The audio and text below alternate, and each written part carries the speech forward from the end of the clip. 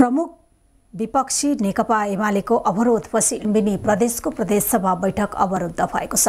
बुटवलमा मंगलबार बसेको बैठकमा एमालेका प्रदेश सभा सदस्यहरूले उठेर विरोध गरेपछि सभामुख पूर्ण बहादुर घरतीले मंगलबार दिउँसो 2 बजेसम्मका लागि बैठक स्थगित गर्नुभएको हो। सूर्य चिन्ह लिएर चुनाव जितेका 2 सांसदलाई कारबाही गरिएको सूचना सुनाउनु पर्ने माग गर्दै एमालेले अवरोध गरेका हुन्। अवरोधका बावजुद सभामुखले प्रदेश सभा आह्वानको पत्र र मन्त्री परिषद गठनको पत्र पढेर सुनाउँदा एमाले प्रदेश सभा सदस्यहरूले टेबल ठोकेर विरोध जनाएका थिए।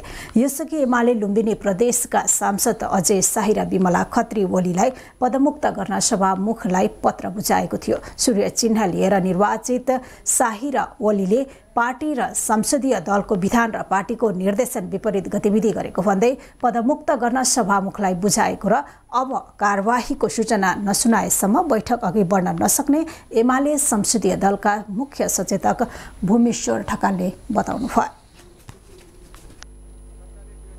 429 को पत्र प्राप्त हुन आएको छ।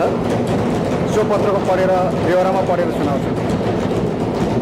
प्रदेश सरकार लुम्बिनी प्रदेश मन्त्री परिषदको मिति 2078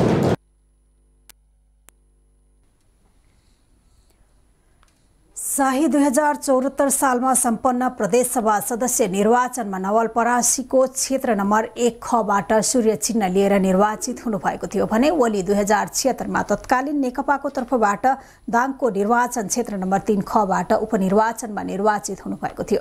शाहीले आफूलाई स्वतन्त्र सांसद भएकोले नेकपा एमालेको व्हिप नलाग्ने दावी गर्दै आउनु भएको छ भने ओलीले माओवादी प्रवेश गरेको बताउनु भएको थियो।